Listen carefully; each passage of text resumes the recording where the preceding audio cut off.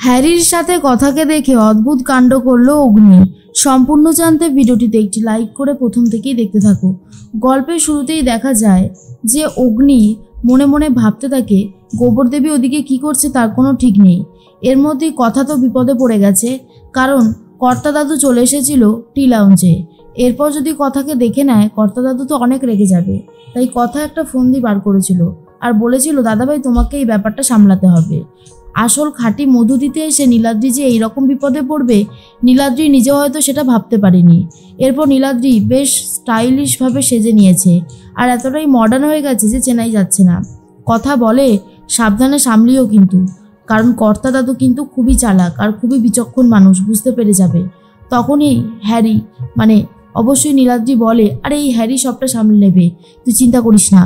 কথা বলে তুমি যদি বাংলা ভাষায় কথা বলো তাহলে গলার টোন দেখে বুঝে নেবে, তোমাকে একটু ইংলিশেই কথা বলতে হবে, সে ভুল ইংলিশ হলেও কিছু করবার নেই। মনে মনে ভাবতে থাকে হ্যারি যে খুব বিপদে পড়েছে সে। এরপরই বারবার করে জিজ্ঞেস করতে থাকে কেউ নেই নাকি।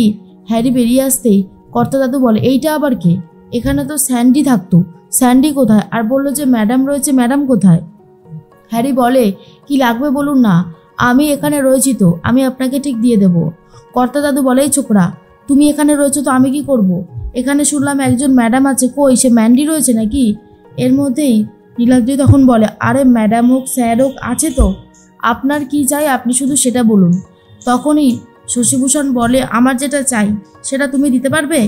এখানে সব কিছুই তো আমার কথা মায়ের প্ল্যান মতো হয়েছে, আমার কথা মা ছিল বলেই পাচক মশাই এই যাত্রায় বেঁচে গেল। এর মধ্যেই কর্তা দাদু বারবার করে এটাই ভাবতে থাকে যে নিজেই একটা বিজনেস খুলেছে কিন্তু নিজেই নেই, আর এই সমস্ত এদেরকে দিয়ে সামলানোর চেষ্টা করছে, তাহলে কি আর সামলানো যায়? কোনোভাবেই যায় না।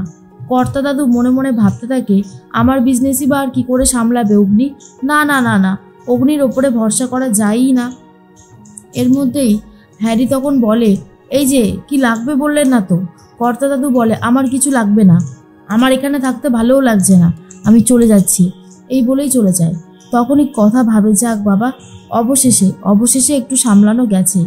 এর মধ্যেই নীলাদ্রি বলে হ্যাঁ রে কথা, আমি তো রীতিমতো মধু দিতে এসে নিজেই বিপদে পড়ে গেলাম।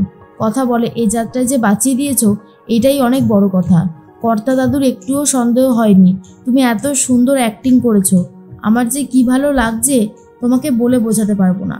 আর তোমার এই লুকটাও কিন্তু দারুণ হয়েছে, তোমার দিক থেকে কেউই চোখ সরাতে পারবে না। তখনই নীলাদ্রি বলে সেটাই, আমার কিন্তু বেশ আনন্দ লাগছিল জানিস, পরে যখন কথা বলছিলাম বেশ ভালো লাগছিল। আর কর্তা দাদু তো খুবই রেগে যাচ্ছিল। তখনই কথা বলে কর্তা দাদু তো রাগ করবেই, আসলে কর্তা দাদু না কোনোদিন আসেও না এইভাবে, হঠাৎ করে আসলো কেন কে জানে। এর মধ্যে দেখা যায় অগ্নিতে অনলাইনে ক্লাস করাতে থাকে। মান্ডবী হা করে অগ্নির দিকে তাকিয়ে আছে আর বলে উফ, কতদিন পর এই রূপটা দেখলাম, এভিকে মনে হয় যেন সারাদিন দেখেই যাই। কথা আসার পর থেকে এভির সাথে আমার পুরো বন্ডিংটাই নষ্ট হয়ে গেছে। এখন তো আর এভি আমাকে সহ্যও পর্যন্ত করতে পারে না, শুধু ওই কথার জন্য। মাঝে মধ্যেও কথাকে মনে হয় কি শেষ করে ফেলি। এর মধ্যে অগ্নি বলে কিরে এরকমভাবে তাকিয়ে আছিস কেন? তুই গোবর দেবী, এই তোরা কি পাস বলতো এরকমভাবে তাকিয়ে থাকলে? কি পাস? তখনই মান্ডবী বলে এভি তুমি আমার সাথে এরকম ব্যবহার করছো কেন গো? আমি কি করেছি যে তুমি আমার সাথে এরকম ব্যবহার করছো? তখনই অগ্নি বলে কালকে কি করেছিস ভুলে গেছিস? তুই নিম পাতা মিশিয়ে দিয়েছিলিস কেন? তুই ভুলে গেছিলিস ওটা আমার বিজনেস? এরপর মান্ডবী বলে আমি ভুল করেছি এভি, তুমি আমাকে ক্ষমা করে দাও, কিন্তু এক কথা বারবার বলো না, আমার শুনতে খারাপ লাগছে। অগ্নি বলে না বলেও তো উপায় থাকে না, কথাগুলো তো বলতেই হয়। আর তার থেকেও বড় কথা তুই যা করছিস কাণ্ডগুলো ভালো না। স্যান্ডি তখন এসে গেছে আর বলে জানিস তো এভি, আমাদের টি লাউঞ্জে ওই হার্বাল কফি দারুণ চলছে, দারুণ, কোনো কথা হবে না, সব কিছুর সেল থেকে এই হার্বাল কফির সেলটাই বেশি বেড়েছে। তখনই অগ্নি বলে কি জানি বাবা, মানুষ ওই মধ্যে কি কফি খুঁজে পাচ্ছে ভগবান জানে। এর মধ্যেই মনে মনে ম্যান্ডি ভাবতে থাকে কথা বারবার আমার আর এভির মাঝখানে চলে আসছে, এতে যে আমার কতটা খারাপ লাগছে আমি কাউকেই বলে বোঝাতে পারছি না।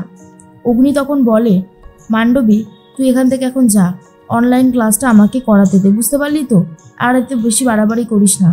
এর মধ্যেই হ্যারি তো কথা বলতে থাকে কথার সাথে, আর অন্যদিকে জুনি, তারপর অর্ণা, এরপর প্রি সবাই চলে গেছে।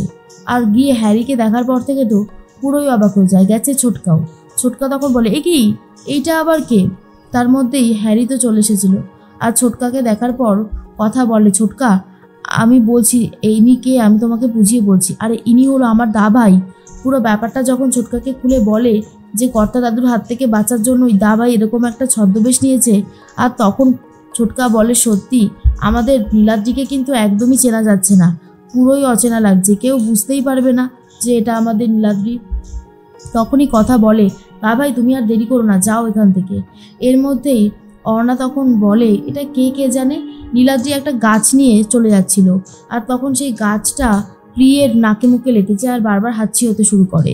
এরপর হ্যারি গিয়ে এক টুকরো আদা নিয়ে এসে তার রেডিও দিদিমণিকে দিয়ে দেয় আর বলে, এবার ঠিক আছেন তো? তখনই প্রি বলে, আমি তো ঠিক আছি, কিন্তু আপনি কে মশাই বলুন তো? এরপর হ্যারি বলে, আমি হলাম হ্যারি। এরপরেই প্রিয়ের খুব ভালো লেগে যায়, কিছু বাংলা কিছু ইংলিশ মিশিয়ে এমন এমন ফানি ফানি কথা বলতে থাকে নীলাদ্রি যে প্রিয়ের খুবই ভালো লাগে। আর এটা দেখার পরেই তখনই ছোটকা বলে, এই কথা এই হ্যারির এই লুকটাকে ভাঙতে দিলে চলবে না, এই হ্যারির এই লুকেই আমাদের প্রি একেবারে বশ হয়ে যাবে। কথাটা শোনার পরেই কথা বলে, কি বলছো ছোটকা, যদি ধরা পড়ে যায় দা ভাই? তখনই ছোটকা বলে, যখন ধরা পড়বে তখন ব্যাপারটা দেখা যাবে, তুমি এসব নিয়ে ভেবো না, আমি আছি তো, আমি পুরো ব্যাপারটা সামলে নেওয়ার চেষ্টা করছি। কথা বলে, ঠিক আছে ছোটকা, তুমি যখন এত করে বলছো তখন আমার আপত্তি নেই। এর মধ্যেই ছোটকা তখন ভাবে গন্ডগোলটা বেশ ভালোই পাকাতে হবে। এরপর অর্ণা আর প্রি বাড়িতে চলে যায়, গিয়ে বিগ ব্রোকে বলে, বিগ ব্রো আমরা চলে এসেছি। বিগ ব্রো তখন বলে, ওদিকে সব ঠিক আছে তো? গোবর দেবী সব ঠিক করেছে তো? তখনই প্রি বলে, হ্যাঁ, কিন্তু একজন মানুষ যার নাম হ্যারি, খুব ভালো জানিস তো, নতুন ম্যানেজার হিসেবে রেখেছে কথা। আর এটা শোনার পরে অগ্নি বলে, হ্যাঁ, আমার কাছ থেকে পারমিশন না নিয়ে নিজের যা ইচ্ছা হয় তাই করে যাচ্ছে, এটা তো মোটেই ঠিক করছে না, আমাকে তো ব্যাপারটা দেখতে হচ্ছে। ছোটকা এসে বলে, আরে শোন, কথা যেটা বলছে সেটাও খুব তাড়াতাড়ি বুঝে যাচ্ছে, ওকে থাকতে দে, তাহলে আমাদের বিজনেসটাই ভালো হবে রে, মানে তোর বিজনেসটাই ভালো হবে। এরপর ছোটকা বুঝতে পারে হ্যারির প্রতি একটা টান রয়েছে প্রিয়ের। অন্যদিকে কথার পাশে হ্যারিকে সহ্য করতে পারছে না অগ্নি, আর এটাকেই কাজে লাগাবে বলে ঠিক করেছে ছোটকা। তখনই অগ্নি বলে, কি ভাবছিস বলতো? ছোটকা তখন বলে, আসলে সেদিনকারই খবরে দেখছিলাম মালকিনের মানে বউ, মালিক যে হয় মালিকের বউ, তো সে তো মালকিন, সেই মালকিনের সাথেই যে কাজের যে ছেলেটা, সে রীতিমতো প্রেম ভালোবাসা করে নিয়ে পালিয়ে গেছে। ভাব, মালিকের বউকে নিয়ে পালিয়ে যাচ্ছে। আর এইসব ভয় দেওয়াতে অগ্নি বলে, আমাকে একবার দেখতে হচ্ছে কে এই হ্যারি। আর ছোটকা তখন বলে, এই তো আগুন লেগে গেছে, এবারে কথা একদিকে অগ্নি, একদিকে আমাদের প্রিয়, আর একদিকে নীলাদ্রি আর হ্যারি। উফ, জমে যাবে পুরো ব্যাপারটা।